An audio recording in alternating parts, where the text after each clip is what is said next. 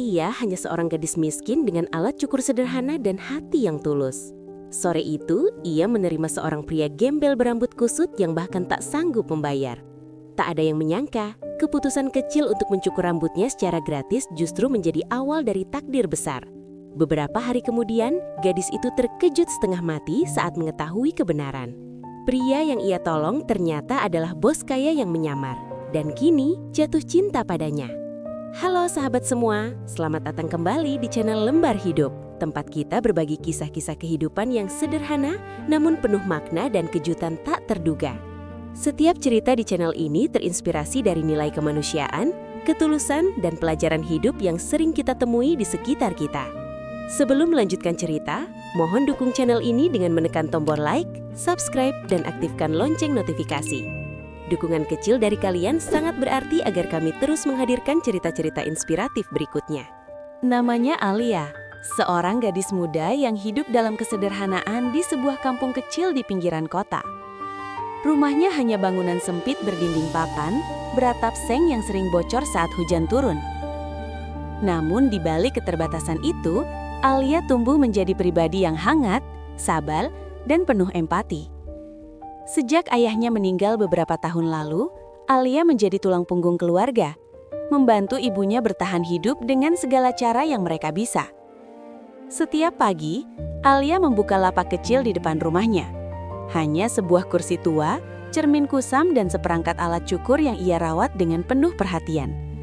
Di sanalah, ia menerima jasa cukur rambut murah, melayani siapa saja yang datang, anak-anak, bapak-bapak, hingga orang-orang yang bahkan tak mampu membayar penuh. Baginya, rezeki bukan soal banyaknya uang, melainkan ketenangan hati saat bisa membantu orang lain. Meski hidupnya pas-pasan, Alia tak pernah mengeluh. Ia percaya bahwa hidup selalu adil dengan caranya sendiri. Senyumnya hampir tak pernah lepas, bahkan ketika lelah dan lapar datang bersamaan. Setiap helaan napasnya disertai doa sederhana, agar ibunya tetap sehat, dan esok hari membawa sedikit harapan baru. Lingkungan sekitar sering memandang Alia sebelah mata. Ada yang menganggapnya terlalu polos, terlalu baik, bahkan bodoh karena sering memberi harga murah atau menggratiskan jasanya.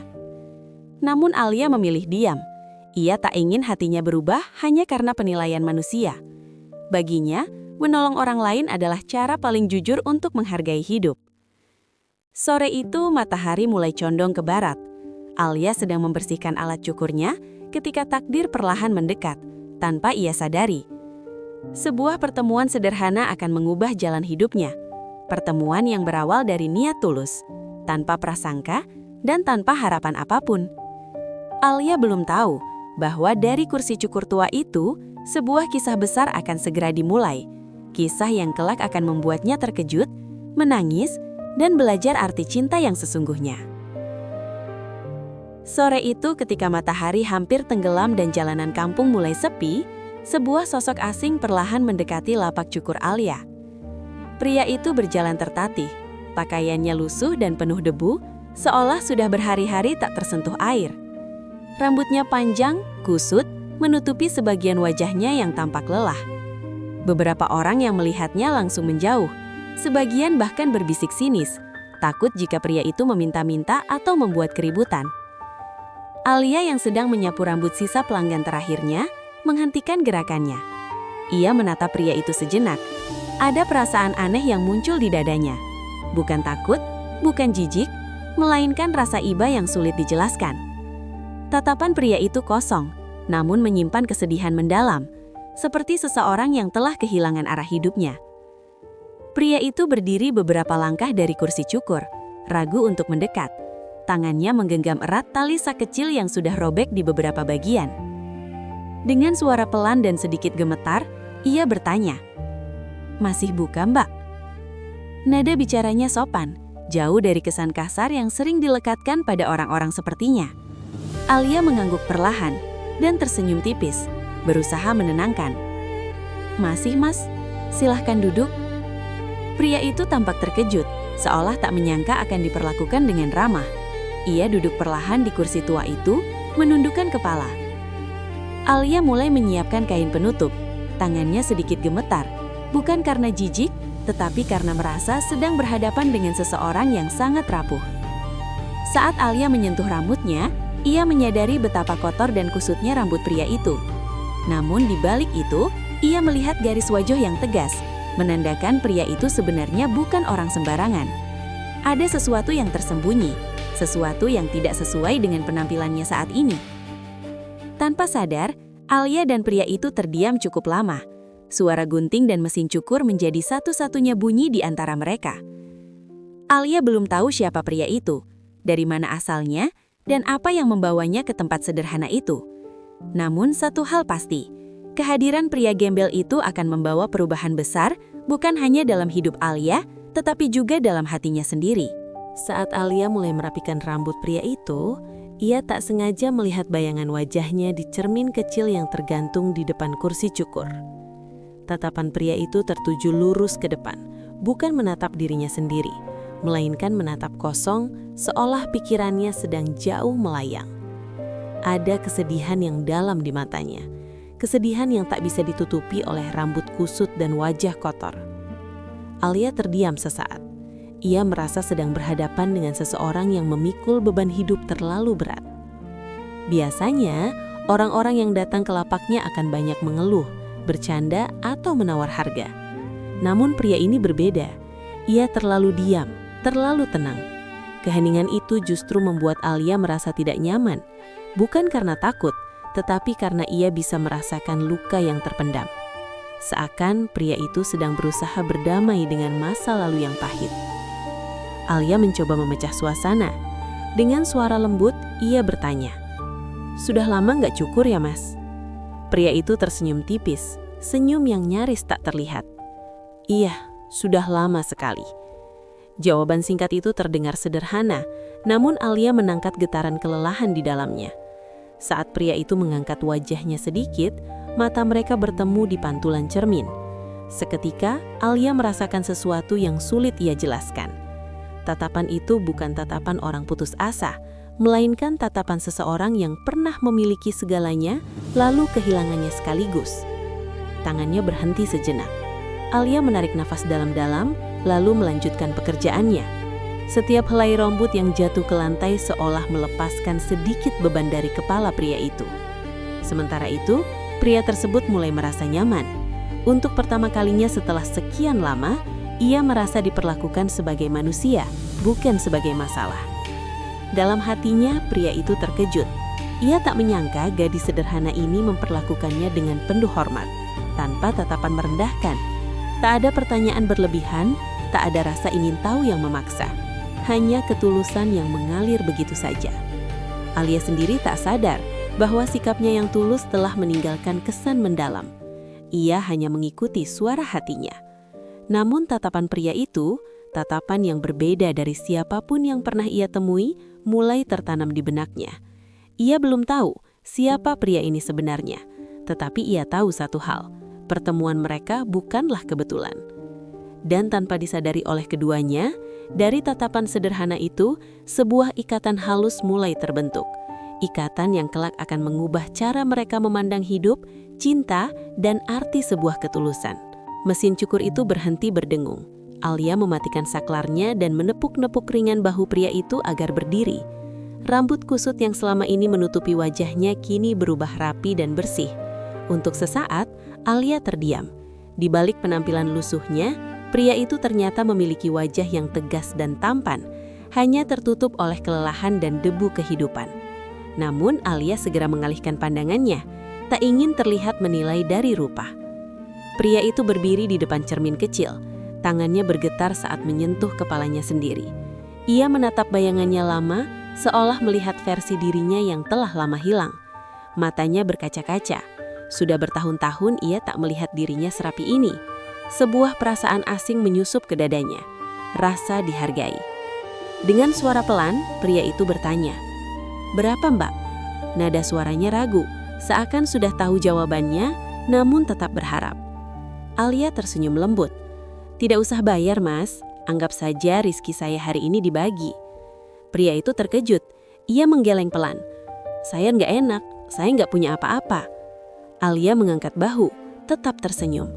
"Tidak apa-apa, Saya juga tidak kaya, tapi saya percaya kalau kita ikhlas, Tuhan yang menggantinya. Kata-kata itu membuat pria itu terdiam. Tenggorokannya tercekak. Sudah lama tak ada orang yang berbicara padanya tanpa curiga atau perhitungan. Tanpa sadar, air mata jatuh dari sudut matanya. Ia menunduk, berusaha menyembunyikannya. Namun Alia sudah melihatnya. Untuk sesaat mereka hanya diam. Angin sore berhembus pelan membawa aroma debu dan harapan. Alia membersihkan sisa rambut di lantai seolah tak terjadi apa-apa. Memberi ruang agar pria itu menjaga harga dirinya. Sebelum pergi, pria itu menatap Alia dalam-dalam. Terima kasih, bukan cuma karena cukurnya, tapi karena sudah memperlakukan saya seperti manusia. Alia hanya tersenyum dan mengangguk. Ia tak tahu bahwa keputusan kecilnya hari itu, memberikan cukur gratis tanpa pamrih, akan menjadi titik balik terbesar dalam hidupnya. Sebuah kebaikan sederhana yang kelak berbalik mengetuk pintu takdirnya dengan cara yang tak pernah ia bayangkan. Pria itu belum juga beranjak pergi. Ia masih berdiri di dekat kursi cukur, menatap tanah dengan pikiran yang berkecamuk. Alia yang sedang merapikan alat-alatnya menyadari hal itu. Ada kegelisahan yang belum selesai, seolah pria itu ingin mengatakan sesuatu, namun tak tahu harus memulai dari mana. Alia memecah keheningan dengan suara lembut. "Mas, mau minum dulu? Airnya cuma air putih." Pria itu mengangguk pelan. Saat ia menerima gelas plastik dari tangan Alia, jari mereka bersentuhan sesaat. Sentuhan singkat itu membuat pria itu tertegun. Sudah lama ia tak merasakan kehangatan manusia yang tulus tanpa maksud tersembunyi. Ia menarik napas panjang lalu berkata pelan, "Dulu saya punya segalanya. Uang, jabatan, orang-orang yang mengelilingi saya." Suaranya bergetar. Tapi ternyata semua itu bisa hilang dalam satu malam. Alia terdiam, mendengarkan. Ia tak memotong, tak bertanya lebih jauh. Ia tahu, terkadang seseorang hanya butuh didengar. Pria itu melanjutkan, matanya menerawang jauh. "Saya dihianati oleh orang yang paling saya percaya. Sejak saat itu, saya berhenti percaya pada siapapun. Saya memilih menghilang, menyamar jadi seperti ini." Alia menelan ludah. Dadanya terasa sesak. Ia tak tahu detailnya, tapi ia memahami rasa kehilangan. Dengan suara lirih, ia berkata, "Hidup memang sering tidak adil, Mas. Tapi bukan berarti semua orang jahat." Pria itu menoleh, menatap Alia dengan mata berkaca-kaca. "Kenapa kamu baik sekali pada orang asing seperti saya?" tanyanya jujur. Alia menyenyum kecil. "Karena saya juga pernah berada di titik terendah. Dan waktu itu ada orang yang menolong saya tanpa bertanya apa-apa. Saya hanya meneruskan kebaikan itu." Kata-kata itu menghantam hati pria itu dengan keras. Untuk pertama kalinya setelah sekian lama, dinding yang ia bangun perlahan retak. Ia merasa telanjang, rapuh, namun juga lega. Dalam diam, pria itu berjanji pada dirinya sendiri. Jika suatu hari ia bangkit kembali, gadis sederhana di hadapannya inilah orang pertama yang akan ia temui. Alia, tanpa sadar, telah menyalakan kembali api harapan yang hampir padam. Sore itu berakhir tanpa janji, tanpa nama lengkap. Namun, percakapan singkat itu tertanam dalam di hati mereka berdua. Sebuah percakapan sederhana yang kelak akan menjadi fondasi dari kisah cinta dan takdir yang tak terduga. Langit sore itu semakin meredup ketika pria itu akhirnya melangkah menjauh dari lapak cukur Alia. Tak ada kata pamit yang panjang, tak ada janji akan bertemu kembali. Hanya anggukan pelan dan senyum tipis yang syarat makna. Alia berdiri mematung, menatap punggung pria itu hingga sosoknya perlahan menghilang di tikungan jalan kampung. Ada perasaan aneh yang tertinggal di dadanya. Bukan rasa sedih, bukan pula penyesalan. Melainkan kekosongan yang tak biasa. Seperti kehilangan sesuatu yang bahkan belum sempat ia miliki. Alia menghela napas panjang, lalu kembali merapikan lapaknya. Mencoba mengusir perasaan itu dengan kesibukan kecil. Namun di dalam hatinya, wajah pria itu terus muncul. Tatapannya yang dalam, ucapannya yang jujur, dan cara ia menahan air mata. Alia bertanya-tanya, apakah pria itu baik-baik saja malam ini? Apakah ia punya tempat berteduh? Pikiran itu membuat hatinya terasa perih. Sementara itu, Pria itu berjalan tanpa tujuan jelas. Rambutnya kini rapi, wajahnya bersih, tapi hatinya masih penuh gejolak. Setiap langkah menjauh dari Alia terasa berat. Gadis itu telah memberinya sesuatu yang lebih berharga dari uang, rasa dihargai. Ia berkali-kali menoleh ke belakang, seakan ingin memastikan Alia benar-benar ada, bukan sekedar ilusi di hari yang melelahkan. Di sudut jalan ia berhenti, tangannya menggenggam, matanya menutup. Dalam diam ia berjanji pada dirinya sendiri. Jika suatu hari ia bangkit kembali, gadis sederhana di hadapannya inilah orang pertama yang akan ia temui. Alia, tanpa sadar, telah menyalakan kembali api harapan yang hampir padam. Perpisahan tanpa janji itu menggantung di udara. Tak ada yang tahu kapan, di mana, dan bagaimana mereka akan bertemu lagi. Namun takdir telah mencatat pertemuan mereka, dan ia tak pernah lupa dengan kisah yang dimulai dari ketulusan. Beberapa hari setelah perpisahan itu, kehidupan Alia kembali berjalan seperti biasa. Pagi-pagi, ia sudah membuka lapak cukurnya, menyapu halaman, dan membantu ibunya menyiapkan dagangan kecil di rumah. Namun entah mengapa, pikirannya sering melayang pada sosok pria asing yang pernah duduk di kursi cukurnya. Ia tak tahu alasannya, hanya merasa ada cerita yang belum selesai. Siang itu, suasana kampung mendadak berubah. Deru mesin mobil terdengar tidak biasa, halus, berat, dan asing bagi telinga warga sekitar. Sebuah mobil hitam mengkilap perlahan memasuki jalan sempit yang biasanya hanya dilalui motor dan gerobak. Anak-anak berhenti bermain, para ibu keluar rumah, dan beberapa warga mulai berbisik penuh tanda tanya. Mobil itu berhenti tepat di depan rumah Alia. Alia yang sedang mencuci handuk cukur menoleh kaget. Jantungnya berdetak lebih cepat. Ia menatap mobil itu dengan gugup, bertanya-tanya apakah ia atau keluarganya telah melakukan kesalahan.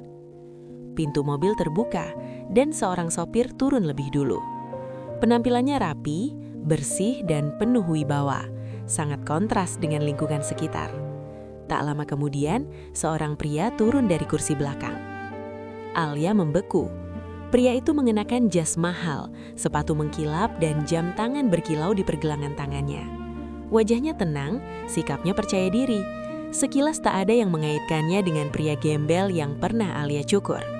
Namun entah mengapa, hati Alia bergetar. Ada sesuatu yang terasa familiar. Warga mulai berkerumun, bisik-bisik semakin ramai. Siapa dia? Orang penting ya? Ngapain kesini? Pria itu melangkah mendekat.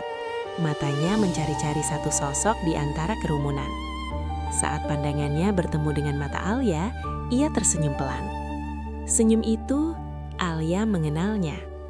Dadanya seakan berhenti berdetak. Namun Alia masih belum berani memastikan.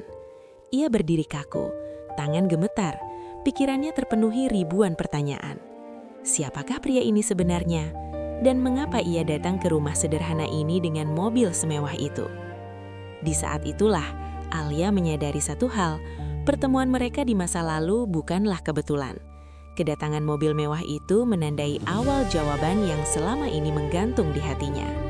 Sebuah kebenaran besar siap terungkap, dan hidup Alia tak akan pernah sama lagi. Alia berdiri terpaku di tempatnya.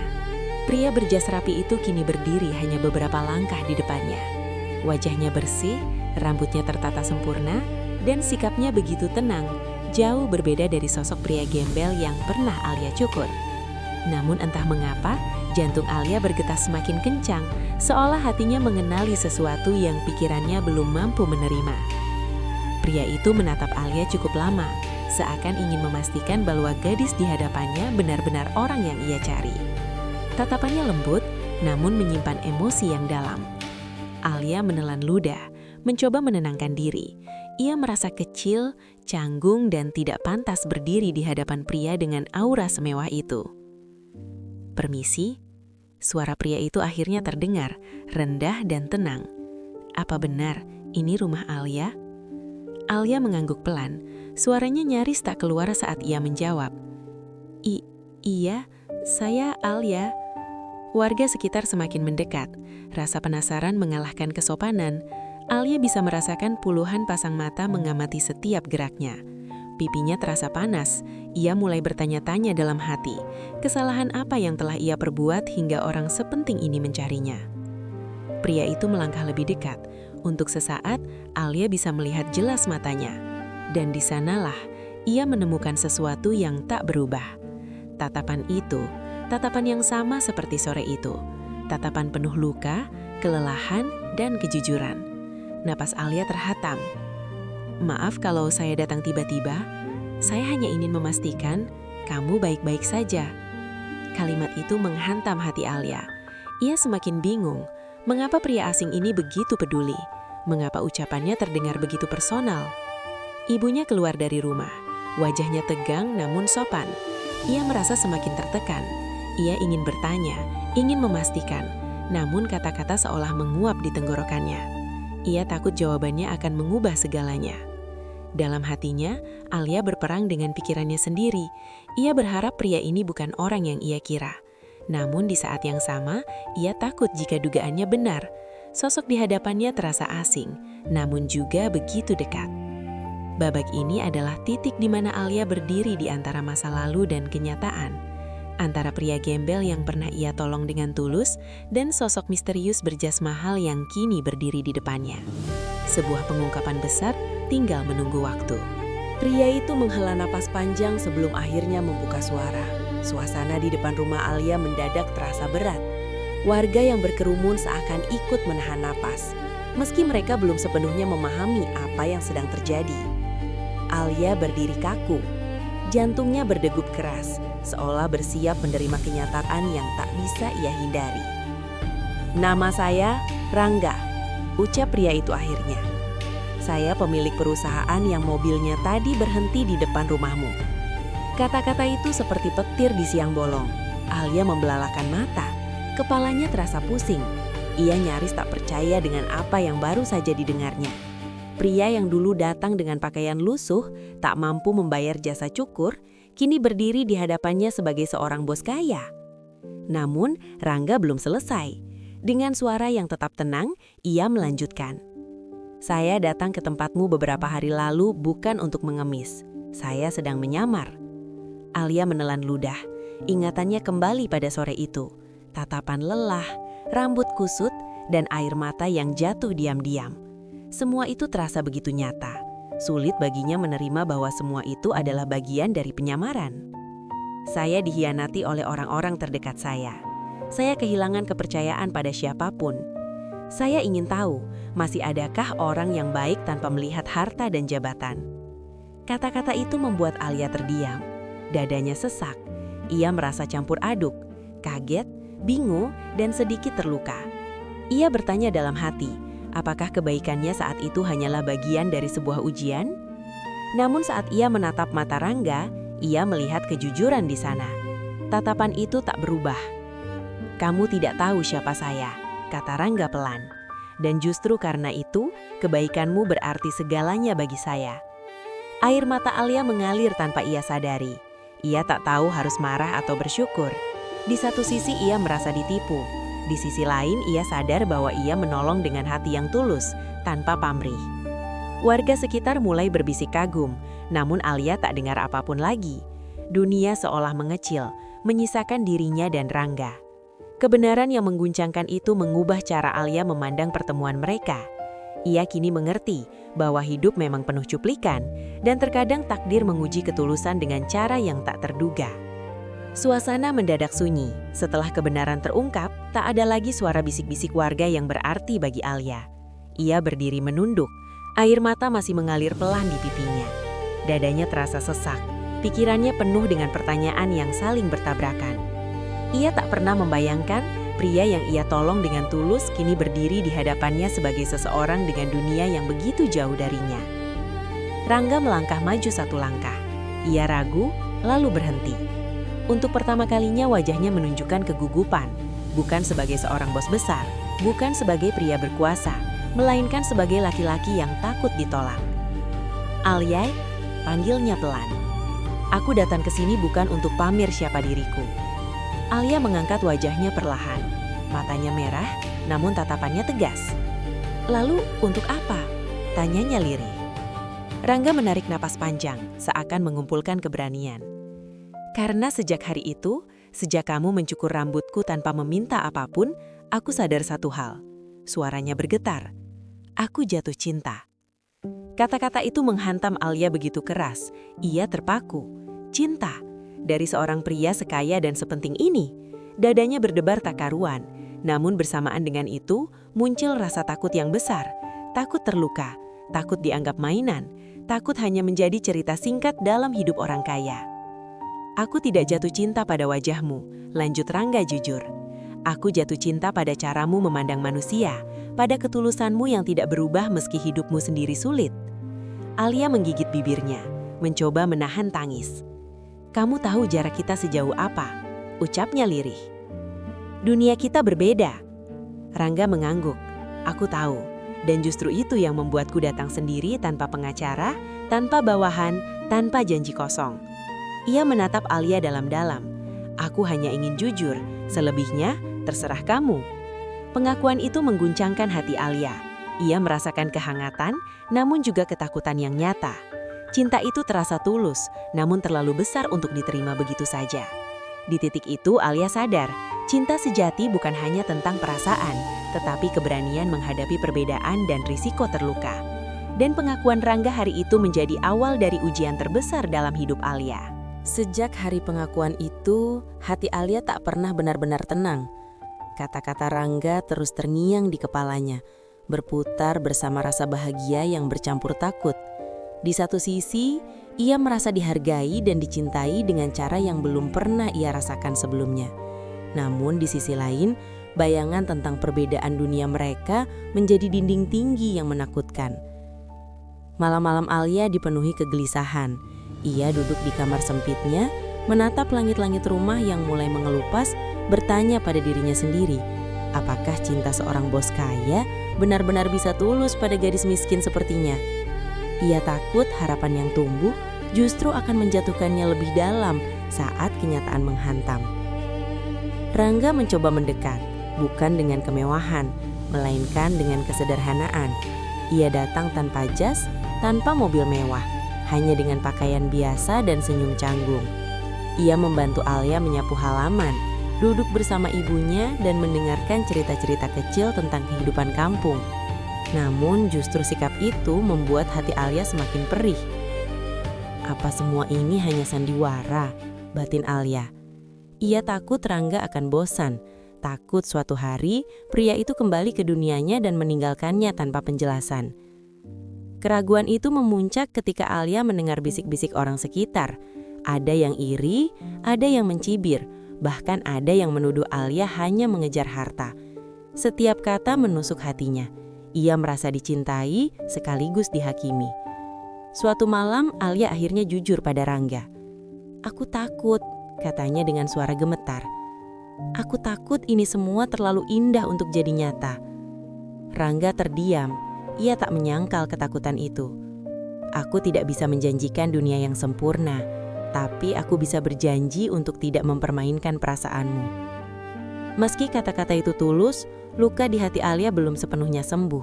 Ia sadar cinta mereka tak hanya diuji oleh perasaan, tetapi juga oleh stigma, perbedaan status, dan rasa takut akan kehilangan. Bab ini menjadi fase paling menyakitkan saat cinta diuji bukan oleh orang lain, melainkan oleh ketakutan dalam diri sendiri. Waktu berjalan perlahan, memberi ruang bagi Alia untuk mengenali perasaannya sendiri. Ia belajar bahwa cinta tak selalu hadir dalam bentuk keyakinan yang langsung bulat. Terkadang, cinta datang sebagai keberanian kecil yang tumbuh dari hari ke hari. Alia mulai memperhatikan bagaimana Rangga tetap hadir tanpa menuntut apapun. Ia datang bukan untuk mengubah hidup Alia dengan uang, melainkan untuk berjalan di sampingnya, menyusuri hidup yang apa adanya. Rangga membuktikan ucapannya lewat tindakan. Ia menolak memperlihatkan kekayaannya di depan Alia. Ia tetap duduk di kursi kayu yang sama, minum teh hangat buatan ibu Alia, dan mendengarkan cerita sederhana tentang pelanggan lapak cukur. Baginya, disitulah ia merasa hidup kembali, di tengah kesederhanaan yang jujur. Perlahan dinding ketakutan Alia mulai runtuh. Ia menyadari bahwa yang membuatnya jatuh hati bukan status Rangga, melainkan konsistensinya. Ia tak pernah memaksa, tak pernah menekan. Ia hanya menunggu dengan sabar, memberi ruang bagi Alia untuk percaya. Suatu sore, di tempat pertama mereka bertemu, Alia akhirnya berbicara. "Aku tidak punya apa-apa selain diriku sendiri," katanya pelan. Rangga tersenyum. "Itu lebih dari cukup." Kalimat sederhana itu menjadi jawaban dari semua keraguan Alia. Ia memilih percaya, bukan karena Rangga kaya, tetapi karena Rangga tetap menjadi manusia yang sama seperti hari itu. Pria yang duduk di kursi cukur dengan hati yang rapuh. Cinta mereka lahir bukan dari kemewahan, melainkan dari ketulusan yang diuji oleh waktu. Alia belajar bahwa cinta sejati tak mengangkat seseorang ke atas, melainkan berjalan sejajar, saling menguatkan. Dan Rangga menemukan bahwa kekayaan terbesar bukanlah harta, melainkan hati yang tulus menerimanya apa adanya. Di bawah langit senja, mereka berdiri berdampingan. Tak ada janji muluk, hanya keyakinan sederhana. Selama ketulusan dijaga, cinta akan menemukan jalannya sendiri. Dari kisah ini, kita belajar bahwa hidup sering mempertemukan kita dengan orang-orang tanpa tanda dan tanpa peringatan.